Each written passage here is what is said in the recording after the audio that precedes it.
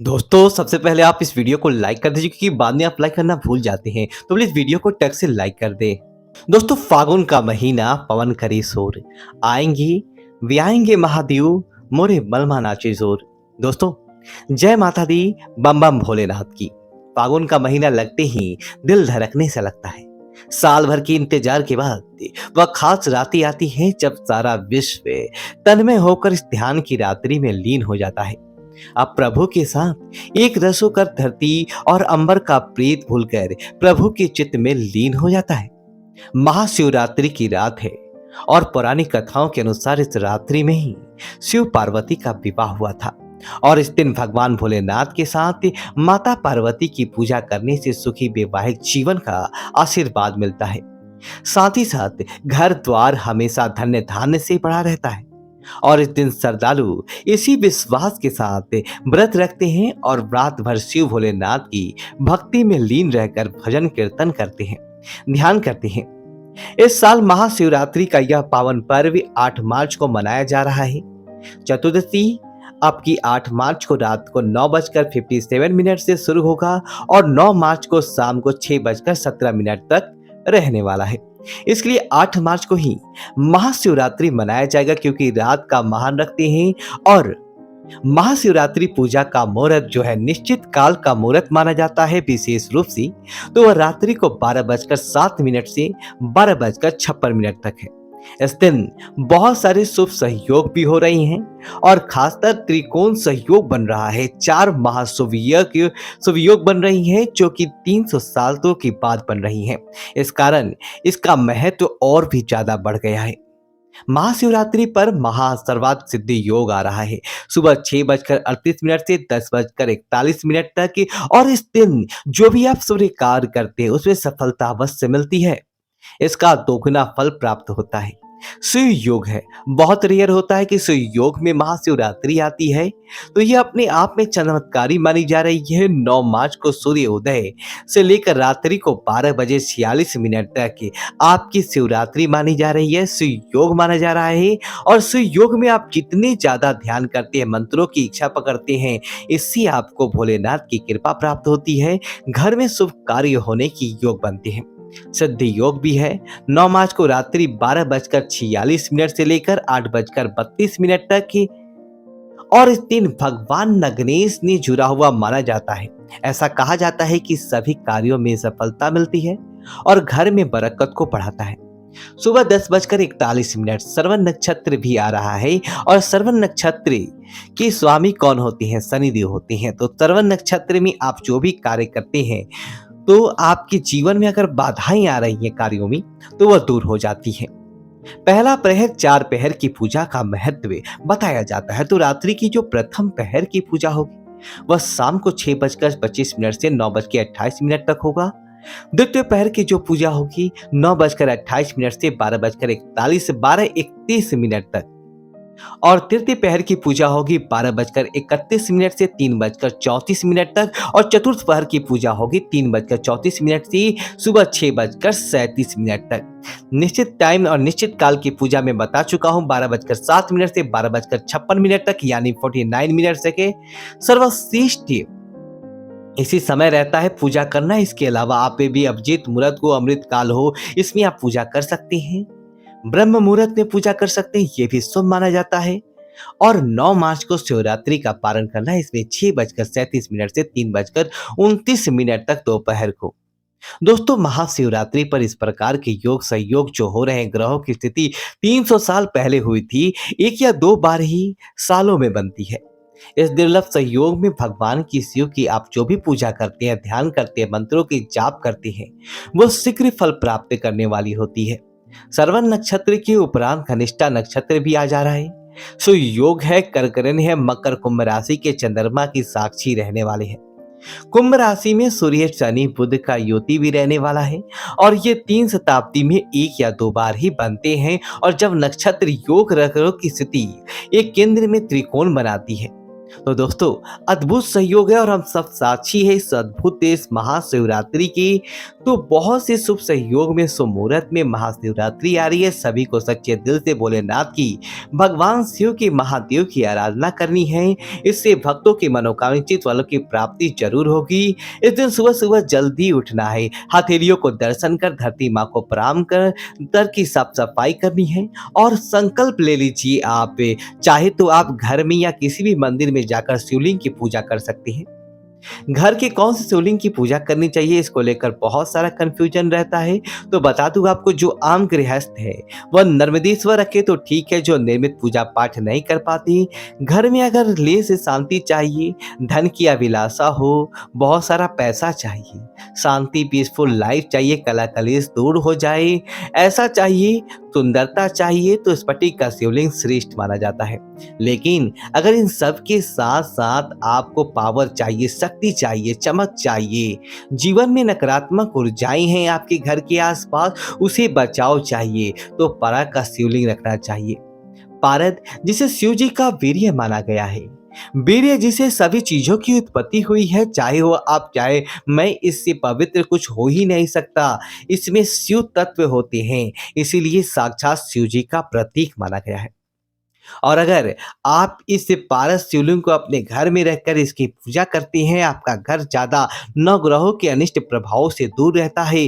साक्षात शिव का वास आपके घर में होता है, आपके घर के लोगों में शिव तत्व का जागरण होता है और अकाल मृत्यु का भय समाप्त होता है। सभी बड़े और बच्चों की बुद्धि तीव्र होती है, स्वास्थ्य में लाभ होता है, धन धान में वृद्धि होती है, मान सम्मान में वृद्धि होती है, पद प्रतिष्ठा में वृद्धि होती है, सातों सुख प्राप्त होते हैं। 12 ज्योतिर्लिंगों की पूजा का फल सिर्फ एक पारस की पूजा से प्राप्त हो जाता है। रावण भी कहते हैं कि पारस शिवलिंग की पूजा किया करता था और इससे घर में लक्ष्मी, कुबेर, सरस्वती और महादेव चारों का एक ही जगह पर वास हो जाता है। कहते हैं जिस घर में भी पारस शिवलिंग की पूजा की जाती है, उस घर की रक्षा स्वयं महाकाल और महाकाली करते हैं। लेकिन ध्यान रखना है कि किसी का भी दिया हुआ पारस शिवलिंग की पूजा आपको नहीं करना चाहिए, यानी कहीं से उठा करके शिवलिंग, कहीं से भी पारस की शिवलिंग लेकर के पूजा नहीं करनी चाहिए, क्योंकि पारस लिक्विड द्रव्य होता है। इसमें विशेष और सतिया डाल करके ही जब भी शिवलिंग का निर्माण किया जाता है, तब जाकर के अभिमंत्रित मंत्रों द्वारा इसको सिद्ध करके 1.25 लाख महामृत्युंजय मंत्रों से और भी शिव जी के मंत्रों से इसे अभिमंत्रित करके अग्नि क्रिया, भूत शुद्धि आदि करके जब इसका तैयार किया जाता है, तब ये अपना फल आपके घर पर आकर के देती है। तो अगर आप पारस शिवलिंग पर घर में लाना चाहती हैं, कोई भी शिवलिंग घर पे रखना चाहती हैं, कोशिश करें कि अभिमंत्रित किया हुआ शिवलिंग रखें अपने आप में। हालांकि ये सर्वसिद्धि माने गई हैं। कुछ लोग कहते हैं कि ये अपने आप में सर्वसिद्धि होती है, लेकिन सर्वसिद्धि है यह स्वयं भू है, यानी स्वयं सिद्ध है। उन चीजों में दूसरों की नकारात्मक ऊर्जा बहुत जल्दी पकड़ती है, इसलिए इनको डिटॉक्सिफाई करना चाहिए। इसके बाद इन्हें एनालाइज करके अपने घर पे रखना चाहिए। इसकी प्रॉपर कोई ज्योतिष संस्था चाहे शुद्धि किया जा सकती है, सिद्धियां की जाती है, वहीं से आपको इसे प्राप्त करना चाहिए। तो जो भी शिवलिंग हो, अगर आप किसी मंदिर में जा रहे हैं तो बहुत अच्छी बात है। अगर आपके घर पर कोई भी प्रकार के शिवलिंग हो, तो पहले तो भोलेनाथ को पंचामृत से स्नान करवाइए। एक लोटे में आप भी केसर घोल लीजिए, कम से कम थोड़ी सी पत्तियाओं की, केसर की 4-5 पत्तियां हो, उसे घोर करके कलर उसका चेंज हो जाए, मसल लीजिए और 8 लोटे जल से आपको भोलेनाथ का अभिषेक करना चाहिए। घर में छोटे शिवलिंग है तो बड़ा प्रगात रख लीजिए, उसमें आप जल से अभिषेक कीजिए। पंचामृत से स्नान कराइए। पंचामृत यानी दूध, दही, घी, चीनी, शहद, इसे मिला करके भोलेनाथ पर अभिषेक करना चाहिए। देखिए, शहद से अभिषेक क्यों करते हैं? इससे आपके जीवन में आ रही समस्याएं दूर होती है। पर्सनल जो रिलेशनशिप है वो लव है, प्यार है, इस सब में आपको वृद्धि मिलती है, सदा बना रहता है। दही से अभिषेक इसलिए करते हैं ताकि आर्थिक क्षेत्र में जो आपकी फाइनेंशियल फील्ड में प्रॉब्लम आ रही है, उसमें आपको परेशानियां कम हो जाती है। गन्ने के रस से भी अभिषेक करना चाहिए, इससे माता लक्ष्मी प्रसन्न होती है। और भोलेनाथ का जब भी आप अभिषेक कर रहे होते हैं तो विशेष रूप से ओम पार्वती फतेह नमः, ओम पार्वती फतेह नमः, इससे पार्वती माता भी प्रसन्न हो जाती हैं। आपके जीवन में अकाल संकट नहीं आता। शुद्ध जल से अभिषेक करें, चंदन अर्पित करें, अक्षत चढ़ाएं, बिना टूटे हुए चावल आपको चढ़ाने चाहिए। और हो सके तो बेलपत्र जरूर ही चढ़ाना चाहिए सभी को, चाहे 1, 3, 5, 7 विषम संख्या में चढ़ाइए। 108 बेलपत्र पर राम राम लिख करके या ओम नमः शिवाय या ओम लिख करके या श्रीम लिख करके चढ़ाने से या फिर अपने आप में चमत्कारी होता है। भोले बाबा का श्रृंगार करें। जब बेलपत्र चढ़ा रही हूं तो ध्यान रखें कि बेलपत्र का जो चिकना भाग है वो आपको शिवलिंग पर अर्पित करना चाहिए और कटे फटे ना हो बेलपत्र, इस बात का ध्यान रखिए। और अगर नहीं मिलते आपको बेलपत्र अच्छे फॉरेन कंट्री में रहते हैं या फिर ऐसी जगह रहते हैं जहां बेलपत्र का साधन नहीं है, तो चांदी का बेलपत्र बनवा करके अभिमंत्रित करके रखिए। उसे शिव जी के भोलेनाथ के मंत्रों से 1.25 लाख मंत्रों से अभिमंत्रित करवा लीजिए और 3 बेलपत्र कम से कम आपको अर्पित करने चाहिए। 3 ना हो तो 1 अर्पित करें, 2 की संख्या में बेलपत्र अर्पित ना करें। जो भी भक्त भगवान भोलेनाथ की पूजा करते हैं और बेलपत्र अर्पित करते हैं, उनके जीवन की सभी कठिनाइयां भोलेनाथ स्वयं अपने ऊपर ले लेते हैं। महाशिवरात्रि की रात भगवान भोलेनाथ बेल अर्पित करता है, उसकी धन संबंधी समस्याएं दूर हो जाती है और कहते हैं बेलपत्र के वृक्ष की ही भगवान भोलेनाथ बैठकर तपस्या किया करते थे और माता पार्वती उससे गिरे हुए बेलपत्रों से अभिषेक किया करती थी। तो जो भी पति पत्नी महाशिवरात्रि की रात भोलेनाथ पर बेलपत्र अर्पित करते हैं, उनके विवाहित जीवन सुखमय बनता है, संतान सुख की प्राप्ति होती है। इसके अलावा भी भांग धतूरा शिव जी को बहुत प्रिय है। तेल चढ़ाइए, जायफल चढ़ाइए, लक्ष्मी प्राप्ति करना चाहते हैं तो कमलगट्टे चढ़ाइए, मिठाई चढ़ाइए, मीठा पान चढ़ाइए, इत्र अवश्य चढ़ाइए। अगर आपके पास चंदन का इत्र है वो चढ़ाइए, जनेऊ अर्पित करें। इस प्रकार से आपको महाशिवरात्रि की रात और जो भी पहर में आप पूजा करते हैं, ऐसे में दिन में भी पूजन करते हैं तो भोलेनाथ को इस प्रकार से पूजन कीजिए और माता पार्वती सहित शिव परिवार सहित आपको भोलेनाथ का पूजन करना चाहिए। इस दिन व्रती को कथा भी जरूर सुननी चाहिए शिवरात्रि की और ध्यान करना चाहिए।